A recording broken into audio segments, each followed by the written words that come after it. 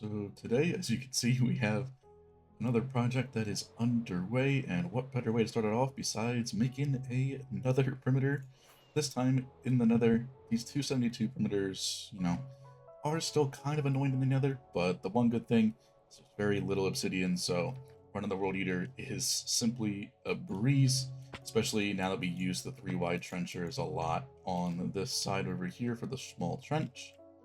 And then makes it a whole heck of a lot easier. Plus, we get a little, consolation of having a somewhat really smooth. Well, I don't know how to explain it because it's kind of different on that side and different on that. Like, I don't get what happened here, but something did. I guess I get it now. The lava was over pouring here, so that was just all smooth.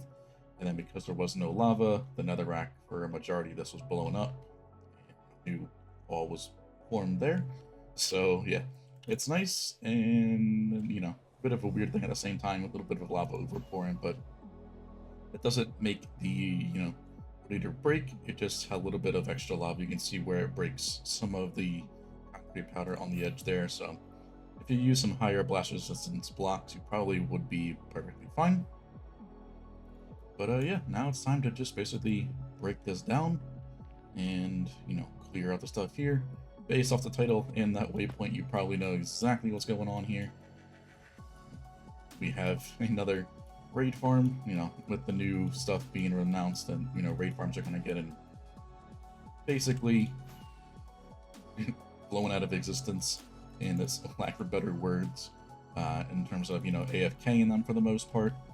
We have an idea to do a double ultimate raid farm from Chronos and Bread.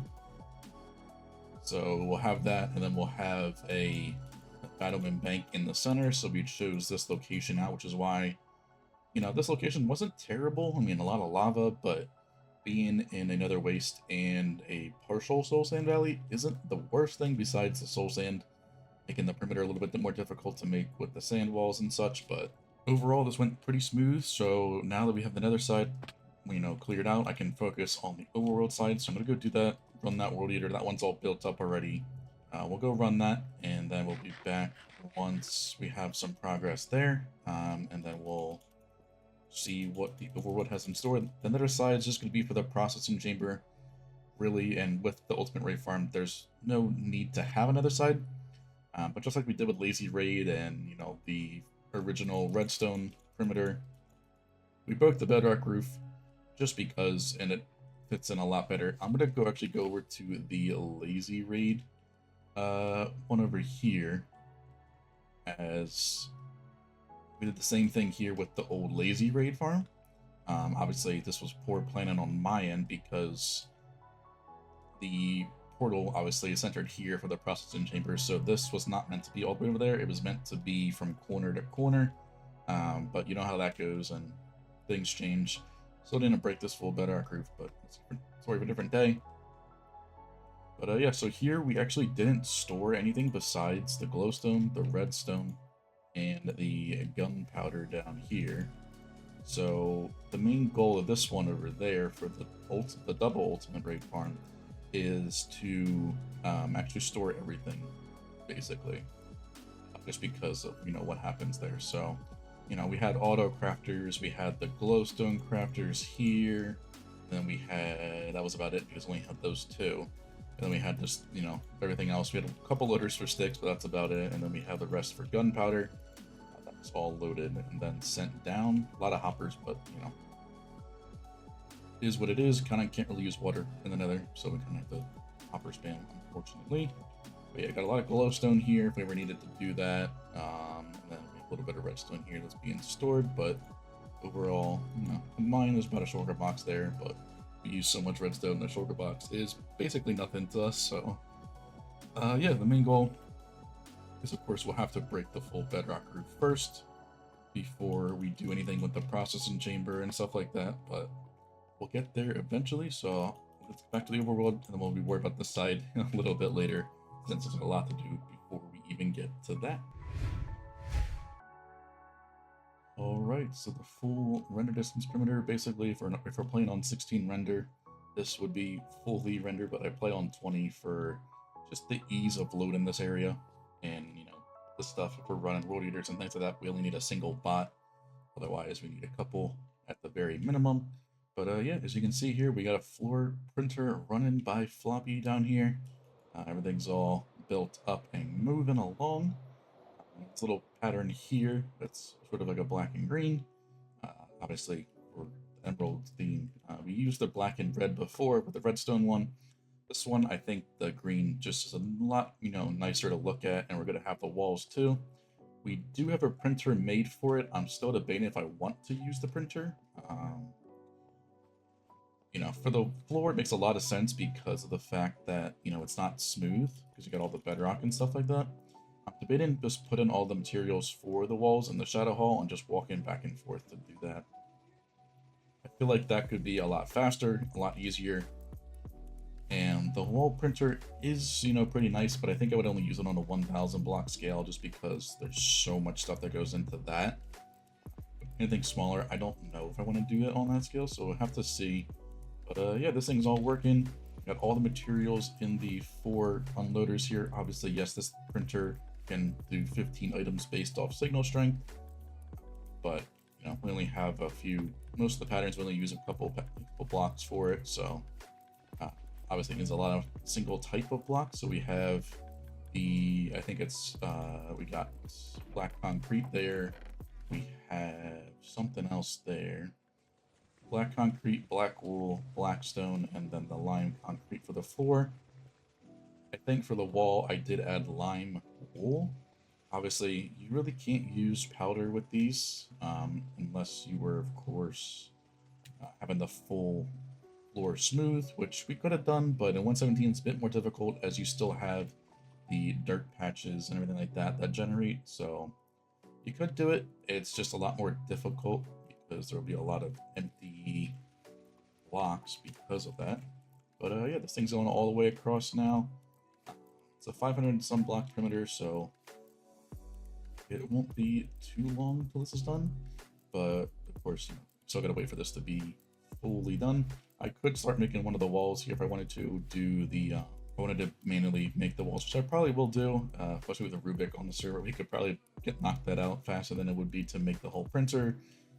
Just to redo the whole encoding bit here, to redo all of that, build the whole printer thing, and build up the walls for those conveyors instead of just the one, and then the one placer that goes all the way across. So it's a lot more effort, but I think on a anything more than a 500 scale, I think it's definitely worth it. But anything lower than that, to me, if it's a flat wall, it's not worth it at all. But yeah, we're probably going to use this in the Nether because we have a big printer for that too. Only a 272 scale, but I think on the Nether for the floor, it's definitely worth it rather than anything else. So we'll see how it goes from there. But yeah, full perimeter's all cleared out. Wait for that to go. We'll get the decoration up, and then we'll probably start working on the farms. I probably could start doing that now, especially the Battleman Bank. I might do that. A little bit of research into that. I actually never used one of these because it's a bit complicated to me when I first thought about it.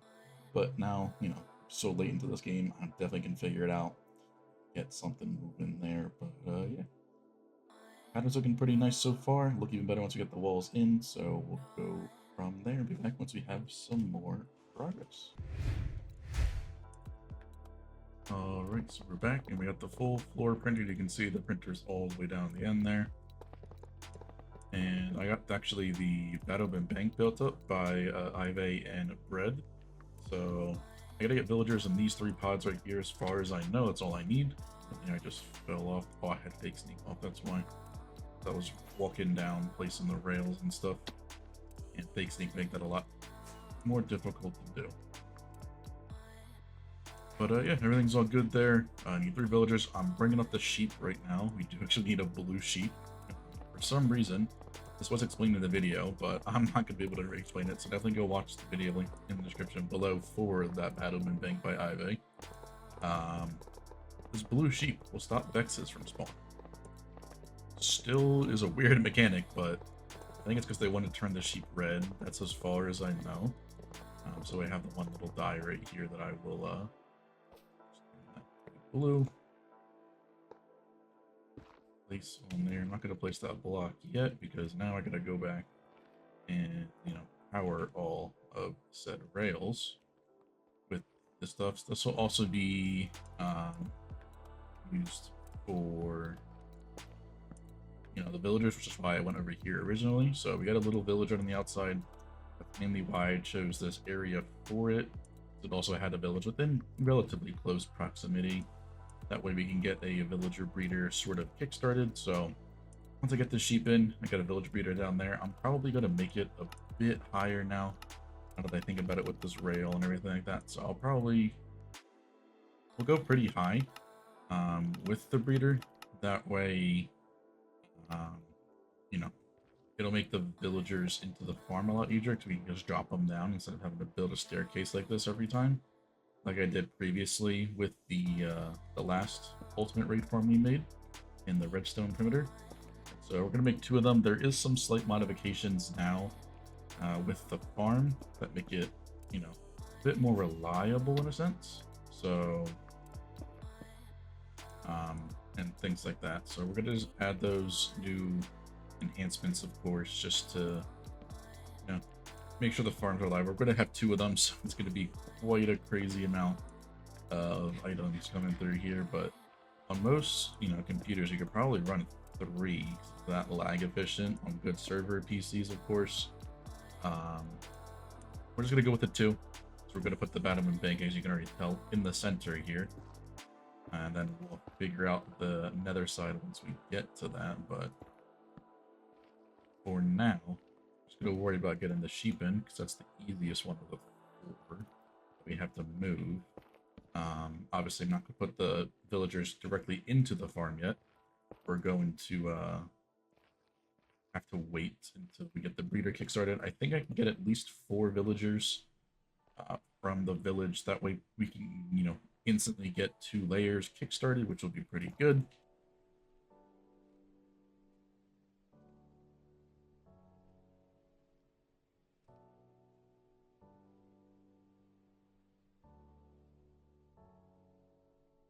Send him on his way. Of course, that one rail isn't powered because I couldn't see it, but now you're chilling.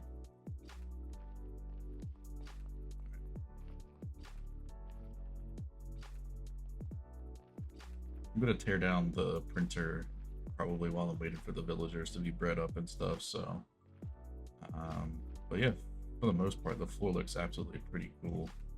I love these, just a subtle hint of green compared to the massive overload of green we had in the ultimate redstone perimeter, where it was green and yellow. I think the subtle hint of green here with the farm being green as well and black, all that kind of stuff, is going to fit in perfectly. So see how that goes once we get the walls up and stuff too. We do have a printer for the walls. I'm still debating if I want to build the printer or just manually make it, you know, ourselves. So I guess we'll have to wait and see for that. But lots of things moving right now. The main thing gotta focus on right now is getting this sheep in position. Probably gonna update that piston, but it's fine. Took a little bit of damage. I think that was probably just from the piston. But yeah, looks good to me. Let's just make sure the schematic is chilling. Yep, sheep is in the perfect spot. Minecart is not changing at all there. The sheep is all good. So now it's just 3 villagers down below, and we need to load up a bit of minecarts, but that's about it. But yeah, we're chilling for now. So I'll be back once we probably have the raid farms built up. All right, so bit of progress later. Couple of streams actually. We built the bottom bit on stream as well as one of these storages on stream. A little bit of this part up here as well. But yeah, everything's all built up here for the most part. I just finished placing the boats in this one over here. So this one is technically done, besides the villagers, which is what I'm going to get to. My main goal is today. I don't know if I'm going to get all the villagers in place, but maybe start moving them in. I don't know for sure. At least, you know, on that side, since it'll be the easiest one. It's right next to the breeder. But yeah, these boats are, you know, not the easiest things to put in. Kind of easy, kind of just tedious to do. For one farm, it's not that bad at all. You know, once you get the rhythm down for the top section, you're basically it's the same repeated pattern for all of them. And yes, this one's all done, ready to go. And just need to light the portals up and get the villagers in place there. Obviously, I'm not gonna light the portals up until everything is all linked up and ready to go on the nether side, but yeah, full floor is glass. We got wall decoration in place. Yeah, I'm gonna be working on this one over here. But yeah, this is the storage we're gonna have here on both sides. I had to make this thing twice, so it took me about 2 hours each side. So 4 hours just for the storages, and that doesn't even include the filters yet, or the empty shulker boxes that we're gonna have to put in there. But yeah, this is a pretty good thing made by Mayday, I do believe, for Chronos. We have shutoffs for different filter types and things like that. The only thing I switched around with this is this one sorted here was for emeralds. Since this is like our only way of getting emeralds, because all the other raid farms don't store anything, I am going to swap this. This one will be the sticks, and then the very end down here will be for the actual emeralds. Since we're going to need a little bit of them, and decoration-wise, they're a pretty nice block to use, especially for this sort of color scheme here. But yeah. So there's a lot of shulker boxes and filters to do still, but with Phil's very simple 6x loader, we only need 2 stacks of items, which is pretty sick for a 6x loader compared to the previous ones. Yeah, so everything will just go down here, and we got a bulk slice, obviously. I need to put item frames here with the items on them to signify what's what, but we have the same thing over there.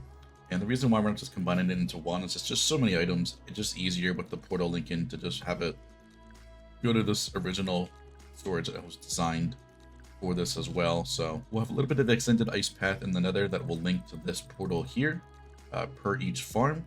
And then that will just deposit all the items in there, ready to be sorted. Of course, we could bring over all the shulker boxes, like I said. But yeah, now it's time for me to just put these boats in. I got the rhythm down right now, so I just finished the other one. I'm going to try to get this one done as quick as possible as well. I'm going to move this back a little bit. But yeah, sort of a weird way to get these in. But, you know, make do with what you can. And you go from there, I guess. So, I'll do one on camera here, just to show you what it's like if you've never seen the video for it. So I'm gonna put that grindstone there. That's basically everything for now. Now we get the boat and the minecart. Push those two together. That drops down a little bit. And then we get a piston down there that pushes it up ever so slightly. That way when we break this rail, we can place the campfire back underneath it, extinguish it, and then we have our hitboxes on just to be sure. And there we go. So the minecart is all perfectly lined up. You can see it's just on the very corner there. It's at the perfect height to where, you know, it doesn't interfere with anything when you walk over it. And yeah, the middle one's a bit different. It gives a dispenser, which is what I have a water bucket in that for. But, you know, I'll just do all these on camera right now. I'll do all 3 just in case you don't know what the process is like and you plan to make this farm in the near future. So we're going to break these blocks there, break that. The campfire there. That grindstone. Once you get one of these done, like one of these full top sections, it's pretty second nature at this point to remember what you need to do. It's a bit weird, like I said, with the different blocks and stuff that you need, but it works. And that's all that really matters. There. Break that. Piston that up. Now, on the things like this, it's kind of difficult to see. Normally, you would wait for the to place the water in, but I already did that anyway, so not really that big of a deal. Not difficult to work around it. think that concrete's supposed to be there.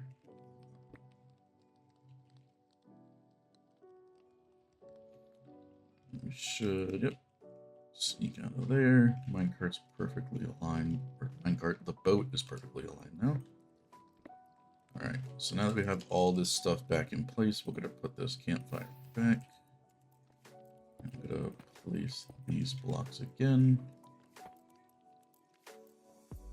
Just so that these are all good.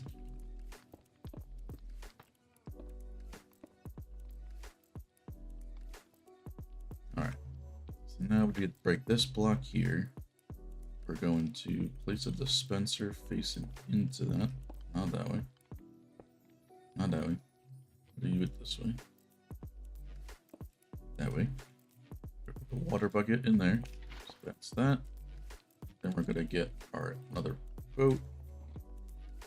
Place that in the dispenser. Power that. Break this piston. Move straight backwards.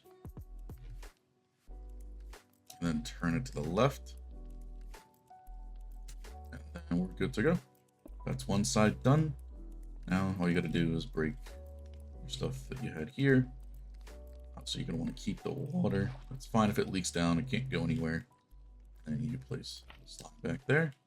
And then the visual thing for now, but once the boat, a little bit later, it'll decide to update, it'll go back to this one the same way it is on the other side over here. Which I am out of render for the boat, so it's not going to do that. But I promise you it will do this. This is an important thing. I did forget about this. This is only for 117 to do this because of the way it's changed. I don't know if it works in newer versions. You definitely need to, see for sure. As long as the boat is perfectly aligned with the block in the corner. There I go. You just switched over there. Perfectly aligned with the same height as the actual block. That is what you were looking for. I'm pretty sure it's easier in 118 plus, but for 117, you have to do it in a bit of a different way. But yeah, that's one done. I'll get the other three done. Then it's time to move the villagers. Luckily, there's not too many, so we'll be good from there. But once I get these boats done, I don't care about anything else. This will be the annoying bit of this bit done. Alright, so I just got done placing all the walls in, at least up to a certain area. We are going to break the bedrock like we have previously. Again, there is no need whatsoever for another side perimeter for this sort of farm. I just feel like at this point in the game, it's such a waste to just build something on top of the bedrock roof. It just feels like it's, not really a lot of effort to that. So what I'm doing instead is making another side perimeter as well on top of it, breaking all the bedrock to make this actually look like something that could actually work. So once again, this area is not going to be centered because we are idiots, mainly me. So the actual part of the farm will connect with over here, making the piston bolt a little bit shorter. Like it is the ultimate raid farm over there. We'll have this. We'll obviously have two of them, which is what these diamond markings are right here. This is for the Battleman Bank there, and this is for the player portal currently. They're up a little bit higher for now. Definitely, obviously, to be out of the way for the bedrock, we can only do that very soon. But they're also there because they link perfectly with the ones on the Nether side, or on the overworld side, rather. And you got another pattern here. We could have printed this, but in the Nether, there's just so much lava to have to deal with to make the printer, so it's pretty much a lot easier to just not, in a sense. So yeah, we have this right here. I have all the walls I just built up. Took me about 2.5 hours. Definitely a lot faster than it would have been to obviously print said walls. So for Nether, on this scale, I'm definitely going to be a fan of just building it manually, as I am with the floor right now. The floor is also a 2-layer design, so there is carpets in there. Yes, we are still building it manually, but it's still going to be a lot better because of how the area is. So just place the carpets then. And then with this flying machine I have over somewhere over here, it'll go up and pull those carpets up, which will then in turn break them. The sticky piston here will pull all the blocks up, and if they can get pushed back down, like the concrete powder will fall back down itself. But if it can't, then just get pulled up, nothing will be placed back in that position, which is what that will do there. So that's how we can get rid of the carpets. There's really no other block you can use. You can't use piston, or you can't use like moss or pumpkins, things like that, because of the fact that you can't pull those blocks. So if you were to push it down, and it's a 2-block high area, and you'd only be able to pull 1 block up at the very least. And if it's powder, obviously it's not going to work that way. So overall, I'm just going to use the carpets. It's a bit annoying to place, but you can place 2 of them at a time using the face, I think, or layer, but I think it is. You can place 2 of them at least, so that way I could do that a little bit easier than the bottom floor. But yeah, I got like 1 of the spots here that I think I just finished for the floor. But I want to do the clip here because there's not much left to do here. Obviously, breaking the full bedrock roof is a big project in and of itself. But at this point, we've broken so many bedrock roofs, it's kind of second nature and pretty easy. There's new breakers all the time coming out, so we'll be using one of those, of course. Yeah. So I don't know if I'm going to start the second layer today, or if for some reason I happen to get in the mood to start working on placing the villagers in place, I will do that. So obviously nothing will go up there.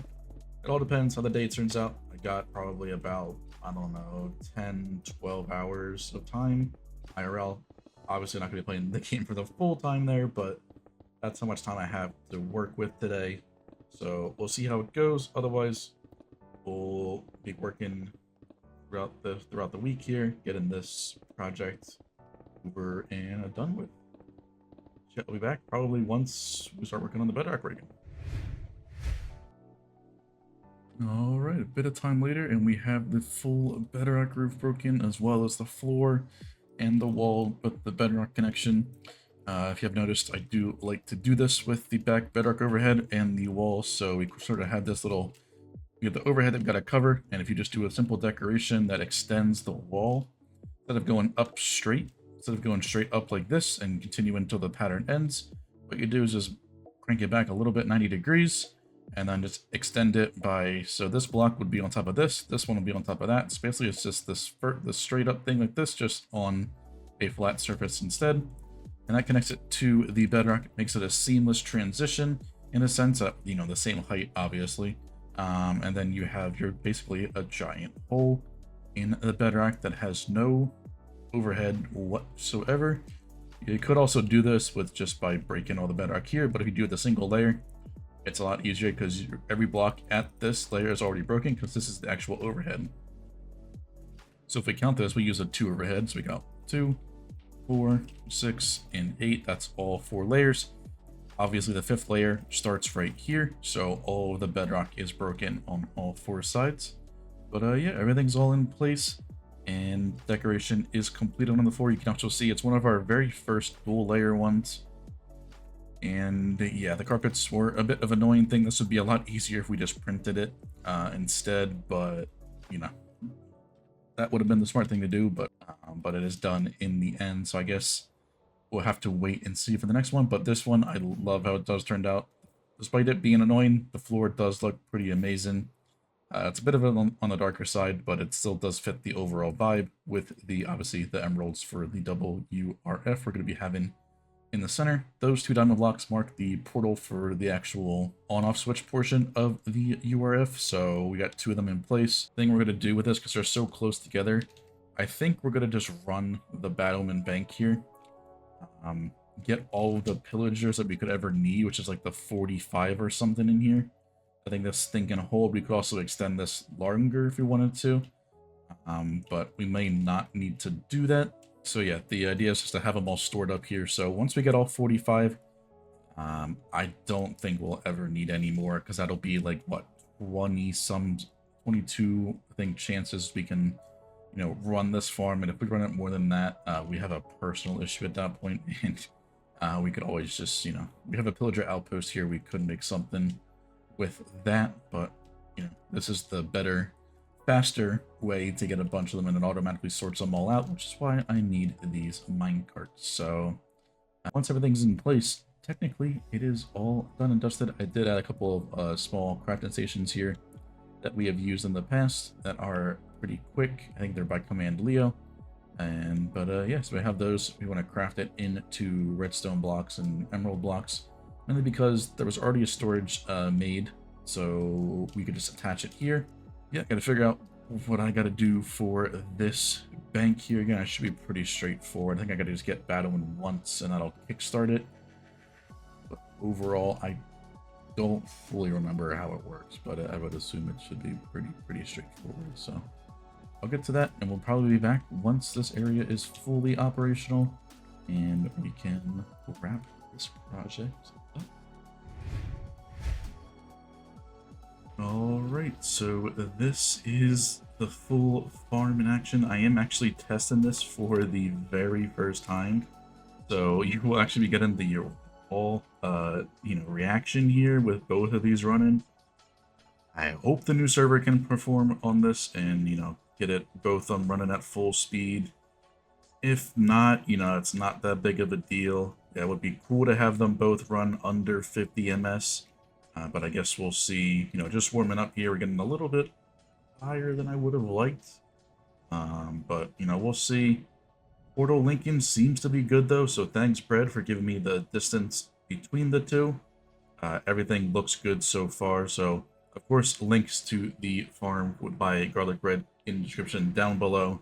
We have 2 of them now, which is going to be a ridiculous amount of like 160 some thousand redstone dust per hour, which is a little bit crazy. But we didn't go for the full 3 of the 250,000 redstone dust per hour, which is just absolutely crazy. But yeah, this is warming up. It does one of the longest warm-ups, and that MS is not looking amazing, but we're close to full speed at this point, so hopefully it doesn't get too much higher than it is now. I found the issue. I definitely gotta stop it. Alright, kickstarted the farms again. I did realize that I was missing 2 honey blocks on one of the storages, so I'm hoping that that is part of the issue. I don't know if the one portal wasn't linking properly. I guess we'll see in a very quick second over here if that is still the case. I think it was this one over here. So this is the one that also had the issue with the item stacking up, and I missed a glass pane now. So yeah, this is just not going swimmingly so far. I gotta load these Ravagers again. Gonna cause a bit more lag till I go through. Could have gone through the actual thing there, but it's all good. This one over here is the one giving us the issues apparently today.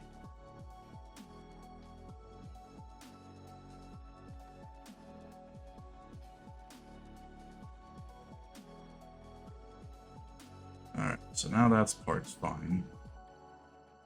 This part over here was the issue. Yeah, the raiders aren't push through the portal key.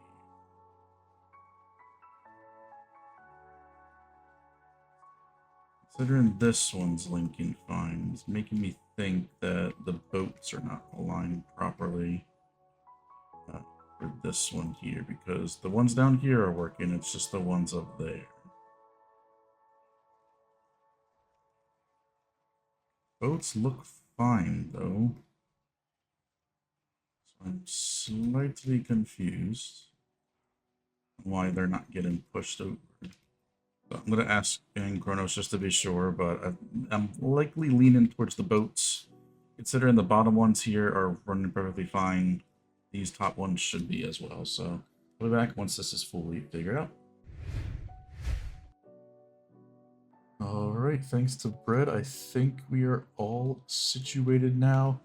I mean, mainly my stupidity that, one block was missing, so definitely should have just ran a schematic verifier and it would have told me what was happening. I did the boats and I missed one of the note blocks here, so part of that side wasn't updated. Very stupid mistake. But then again, at the time I was doing it was pretty much midnight, so I guess mistakes do happen. So still, huge thank you to Bread for being such a nice person about it and being very helpful throughout this whole process. I've had questions about the spacing, all the other stuff. So huge thank you to them. Make sure you go to their YouTube link down in the description below and show them some support. Obviously, any raid farm needs, unfortunately, they are getting pretty much, completely wiped out of the game in 1.21, but still, the craziness of these farms, if you play in a little earlier version, is absolutely crazy. We got all the stuff working here. We got all the sorters for the sticks, the redstone, the gunpowder, glowstone, sugar, bottles, spider eyes. We're even getting some emeralds in here already. You can see just from testing these farms in a little bit of time, we already have basically 50,000 emeralds from just the one. This is the main one that was causing us issues before. But as you can see, it's already started to produce. You can see the slices being unlocked to allow the items to flow through. We are getting an astronomical amount of items. Hopefully the server can handle it. It should be perfectly fine with these two as it starts to warm up now. This should be about the highest it gets, maybe a little bit more. But, this is just absolutely crazy to see how fast these farms are, and I think definitely 2 was our limit for sure. Still crazy to see these numbers and the amount of drops that you were getting from this. Of course, Rubik and I being on and moving around sort of does affect the MSBT just a little bit, but yeah, this is one of the craziest things to see, especially that this is only half over here. So we got one over there and one over there, so the amount of drops per hour is absolutely crazy. Let's go take a look at one of these shulker boxes down here. Mainly the emeralds, they'll be the ones running at full speed. That's a spider eye. This is the emerald here. You can see just how fast filling a shulker box there. Next, and then all these other ones are also working at the same speed at this point. So yeah, this is just pretty ridiculously crazy to see running and all that good stuff. Let's go to the Nether real quick just to show you this on the Nether side with both of these running. The astronomical amount of items we're getting in the output here is pretty ridiculous in a little bit here. So yeah, of course, with Rubik and I on, it'll be above 50 ms, but hopefully, once we're not online, the server should be able to handle this perfectly well, and we won't need to run this farm for long. So that's the huge benefit of this too. We'll stockpile on a bunch of materials from this. We can also turn off different items if needed to do so. So yeah, this has been one of the most ridiculous speed-wise farms that I've ever done. If you exclude the slime farm, which also is pretty fast in and of itself, on the gold farm and all this kind of stuff, this one pretty much takes the cake here just because of how ridiculous it actually is. So one of the farms that we will probably use a lot, especially in terms of redstone, since this is probably our main source of it if you exclude the ultimate redstone perimeter.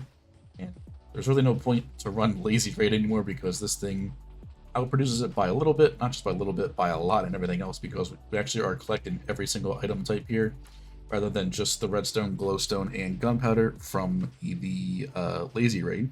Besides the TNT system, it's still pretty cool with how it splits the 2 TNT at once, but I love the TNT system of lazy raid. I'll stand by that all to this day. But yeah, this one pretty ridiculously crazy. Let's go back to the overworld real quick just to see how many items. You can see the raid bars stacking there is absolute madness. But yeah, you can see how many slices are being unlocked at this point in time, always by this thing. So you can see just in that short time there was barely any over here. Now we almost have 2 full rows, which is about 20k worth of emeralds there, and we've gotten over 10 shulker boxes in that time. I've been rambling here. So absolutely crazy farm. If you have the capability to do it before 1.21, I definitely recommend you do it. I don't think you need to. 1 is plenty. This is probably I think it's our 3rd one of these that we've built. This one is the newer one that has the fix for the stacker with daylight cycle and all that kind of stuff. So, bit of a ridiculous farm, but amazing nonetheless. That's it for this episode. Make sure you like, subscribe, all sorts of things, and I'll see you in the next one.